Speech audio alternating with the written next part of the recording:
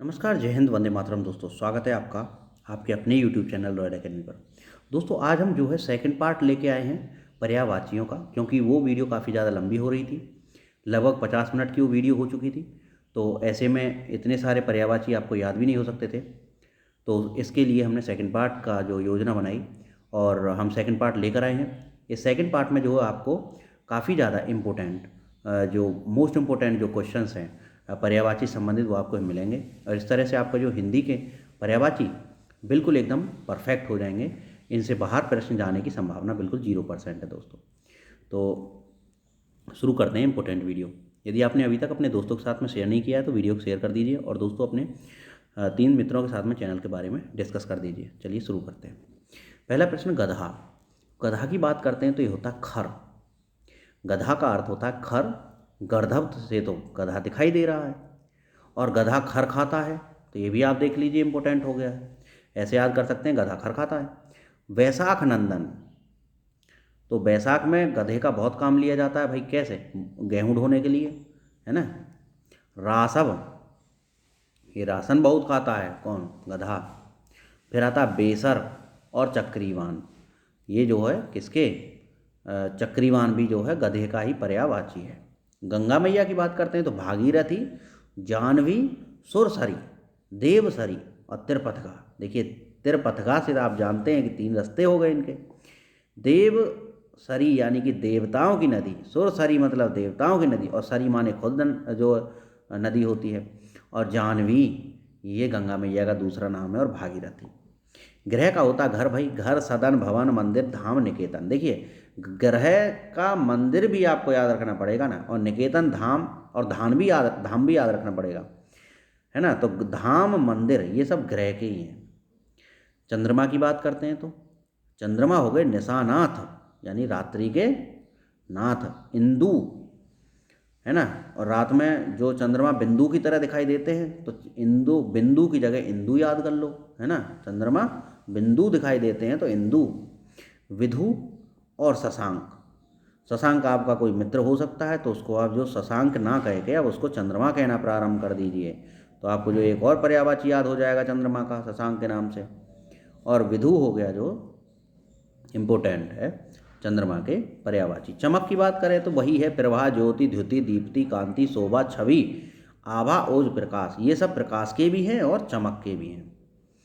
और है इसमें आलोक। आलोक भी जो है इसी में सम्मिलित है। आगे बात करते हैं चंदन। तो चंदन के हम जो पढ़ते हैं तो मलय, दिव्यगंध, हरिगंध और मलयज। दोस्तों, दिव्य गंध, चंदन की खुशबू बहुत अच्छी आती है, देवता प्रसन्न हो जाते हैं चंदन की धूप धूप जलाते हैं। तो हरिगंध, देखिए ये भी दिव्यगंध और हरिगंध दोनों हो गए। मलय, मलय और मलयज, ये दोस्तों आपको याद रखना चाहिए। मलय और मलयज भी किसके हैं? चंदन के हैं। जल की बात करें तो वारी, नीर, पय, तोय, पानी। वारी, नीर, पय, तोय और पानी जो है ये जल के पर्यायवाची शब्द हैं। जीव की बात करते हैं तो जीव की होती जिह्वा, रसना, रसज्ञा और चंचला। भाई, जीव की जिह्वा तो आपको याद होती है, लेकिन रस भी कौन लेती है? जीव लेती है। रसज्ञा यानी रस कौन लेती है? जीव लेती है। और चंचला भैया लड़ाई करवा डालती है भैया, तो ये चंचला भी बहुत है। और जीव की बात करें तो प्राणी है, जीवधारी, जीवनधारी है। झरना की बात करें तो कोई स्रोत है पानी का, झरना। उत्स है, जहाँ से निकल रहा है वत्स, वही उत्स है झरना। प्रस्रवण, जो सर्वत्र हो रहा है वह झरना है। और जलप्रपात भी क्या है? झरना है। झंडा तो आप जानते हैं, ध्वजा, पताका और निशान, ये 3 तो आपको याद है। लेकिन केतु भी आपको याद रखना पड़ेगा। राहु केतु नहीं, राहु केतु का भी झंडा होता था, तो केतु भी क्या हो गया? झंडा। तो केतु का झंडा ऐसे आप याद कर सकते हैं, या केतु का निशान ये आप याद कर सकते हैं। टीका, टीका लगाते हैं ना माथे पे, तो वही है टीका। टीकाकरण करना जरा, या टीका टिप्पणी कर दो, यानी व्याख्या कर दो किसी चीज़ की। भाई बोलना जरा, अब आपका टीका इस बात पे करना बहुत अच्छा रहेगा। आप टीका क्यों नहीं करते हैं? इस पे कुछ कहते क्यों नहीं है? वृत्ति, किसी की वृत्ति भी टीका होती है।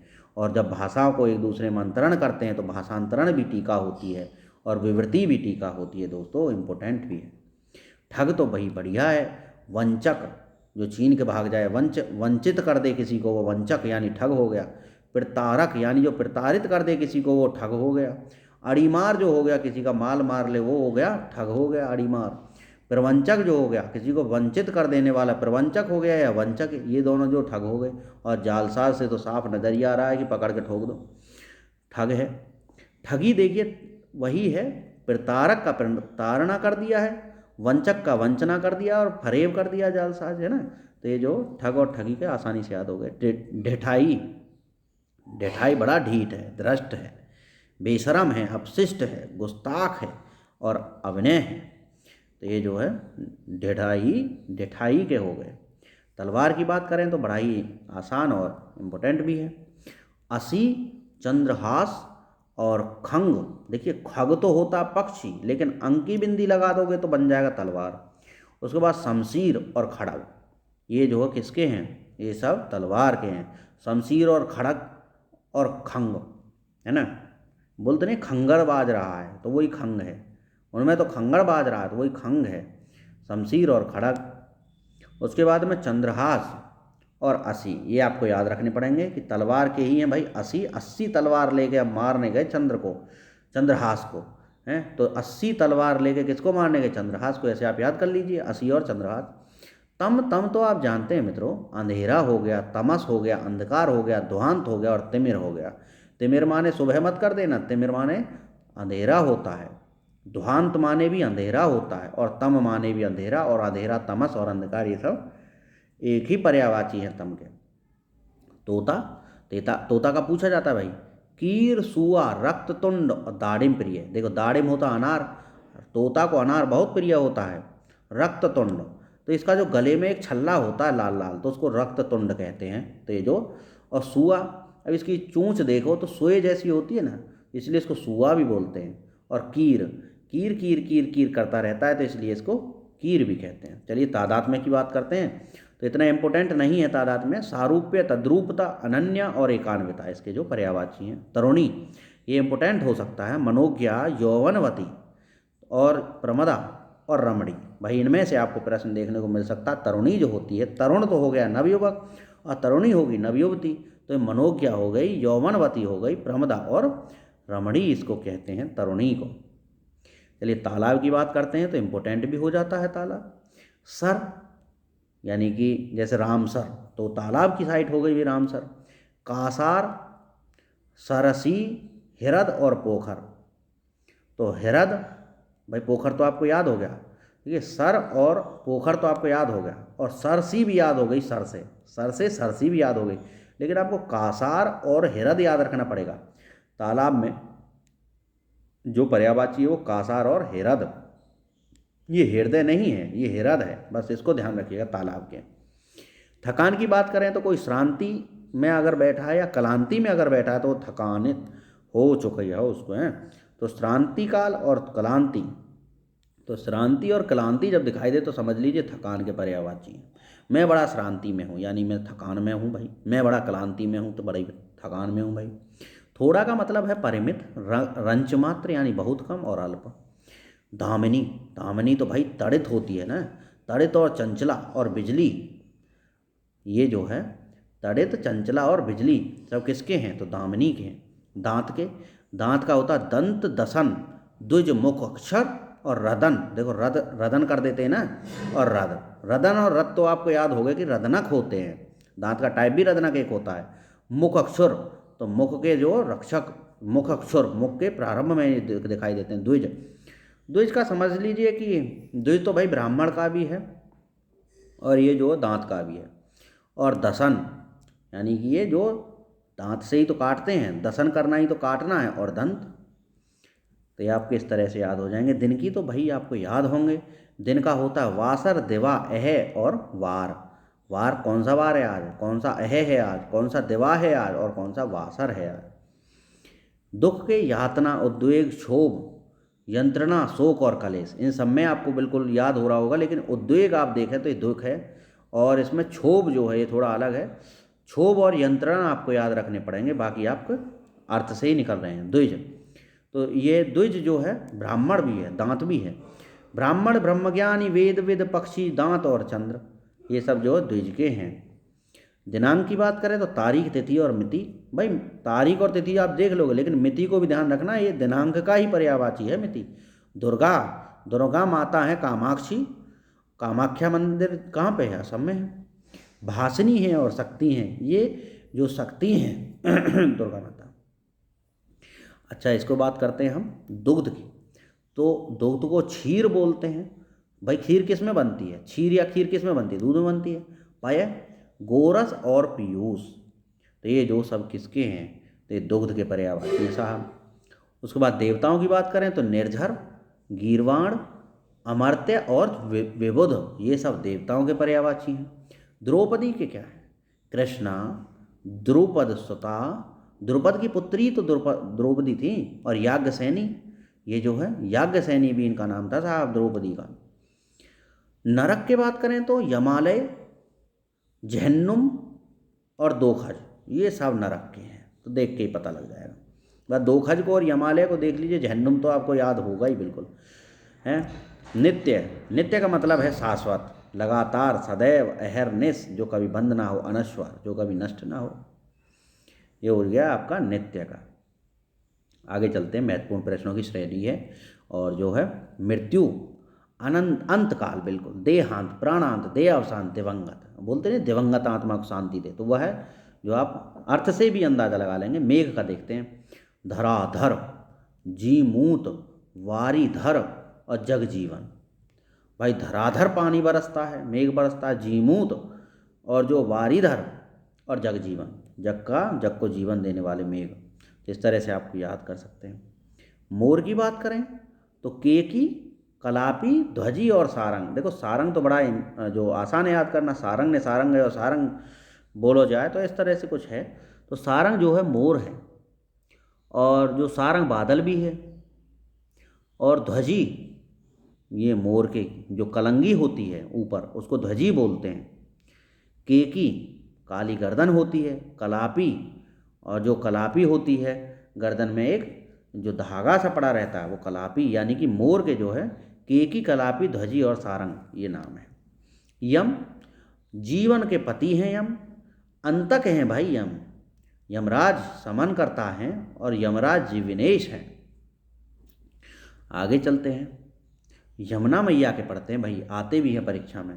अर्कजा, रवि तनया, जो यमुना मैया है ये रवि यानी कि सूर्य की पुत्री हैं साहब, और अर्कजा कालगंगा, कालगंगा भी इनका नाम है, कालिंदी के तीर पर। तो दोस्तों दिल्ली में कालिंदी यमुना का तट है, तो कालिंदी भी यमुना का ही नाम है। रवि सुता, रवि तनया, रवि सुता, ये जो है सूर्यजा, ये सूर्य की पुत्री हैं, तो इससे आप अंदाजा लगा सकते हैं यमुना मैया का है। तो अर्कजा और कालगंगा और कालिंदी, ये आपको याद रखना है, और बाकी सूर्यजा, रवि सुता और रवि तनया आपको वैसे अर्थ के हिसाब से याद हो जाएगा। रंग की बात करते हैं भाई, दरिद्र, कंगाल, अंकचन, निर्धन और धनहीन, ये सब रंग हैं। तो जो राजा होता है उस पर सब चीज़ होती है, लेकिन दरिद्र पे, रंग पे कुछ नहीं होता, वो दरिद्र, कंगाल, अंकिंचन, निर्धन और धनहीन होता है। रश्मि की बात कर लेते हैं, तो रश्मि का मतलब होता है किरण। तो यहाँ पे देखिए लिखा हुआ किरण, किरण, कर, कर माने हाथ भी होता है, मयूख, मयूख माने भी रश्मि है ना भाई, मयूख भी किरण होती है, और मरीच, मरीच भी किरण होती है। आपने देखा होगा मरीचिका बनती है गर्मी में, तो मरीचिका सूर्य की किरणें जो हैं धरती पे ना पहुंच के धरती के 1-2 फीट ऊपर से ही परावर्तित हो जाती हैं, तो वो किरणों का ही खेल हो गया, मरीचिका पैदा हो गई। ऐसे लगता है जैसे पानी पानी हो, तो मरीचिका कहलाती है। तो आप यहीं से लगाइए, किरणों से संबंधित है मरीचि, और किरण हो गई खुद, और मयूख जो है आपको याद रखना पड़ेगा, और कर, कर जो है कर भी रश्मि है। राजा की बात करते हैं तो राव, नरेंद्र, पृथ्वीनाथ और भूस्वामी, ये जो राजा के पर्यायवाची हैं। महेश, भूपाल, भूपति भी राजा के ही जो पर्यायवाची हैं। रात की बात करते हैं, छपा, यामिनी, तमी, त्रियमा, क्षणदा और विवाह, ये जो है रात के हैं भाई, इंपोर्टेंट भी हैं। छपा, यामिनी, यामिनी मतलब रात्रि, तमी, तमी मतलब तमीचर जो रात में घूमते हैं, रजनीचर जो घूमते हैं वो रात्रि को तमी कहते हैं, इसलिए उनको तमीचर कहते हैं। और रात्रि को रजनी कहते हैं, इसलिए उनको रजनीचर कहते हैं। और रात्रि को निशा भी कहते हैं, इसलिए रात्रि में घूमने वालों को निशाचर भी कहते हैं। और ये विवाह विवाह या विभावरी, ये जो रात्रि है, क्षणधा ये भी रात्रि है, और त्रियामा ये भी रात्रि है। लक्ष्मण की बात करें तो लखन जो शेष नाग के अवतार थे, और लखन इनका नाम था ही। रामानुज राम के अनुज थे, और सौमित्र थे, और अनंत और शेष थे। लक्ष्य की बात करें तो ध्येय भाई, ध्येय लक्ष्य अपना, निशाना ठिकाना उद्देश्य मंजिल, ये आप आराम से अर्थ से कर सकते हैं, लक्ष्मी मैया के करते हैं। पद्मा पद्मासना, तो दोनों तो यही एक में ही आ गए, पद्मासना में ही पद्मा और पद्मासना आ गए। सिंधुजा यानी सिंधु की पुत्री। क्षीरोद ये जो क्षीर सागर में रहने वाली ये जो लक्ष्मी माता हो गई, तो ये भी आपका हो गया। और देखिए इसमें हम याद करते हैं अटवी यानी वन के याद करते हैं, तो वन के हम पहले भी याद कर चुके हैं पिछली वीडियो में भी, दोबारा से करते हैं। तो ये है अटवी विपिन कांतार और अरण्य। तो ये दोस्तों जो अटवी विपिन कांतार और अरण्य, ये किसके हैं? अटवी विपिन कांतार और अरण्य जो हैं ये वन के हैं मित्रों। वर्षा की बात करते हैं तो पावस मेह वृष्टि चौमासा। भाई देखो मेह तो बोलते ही हैं, मेह लिखा हुआ है, मेह को ही मेह लिखते हैं, बोलते तो मेह है। बाकी वृष्टि वर्षा हो गई, चौमासा इन 4 मास का आई बरसाती। और पावस, बस पावस को आपको याद रखना, बाकी आपको याद ही है मेह वृष्टि और चौमासा। पर वर्षा का पावस आप याद रख लीजिए तो एक और चौथा याद हो जाएगा। वसंत देखिए ऋतुपति, भाई ऋतुओं का पति है वसंत, माँ कसम।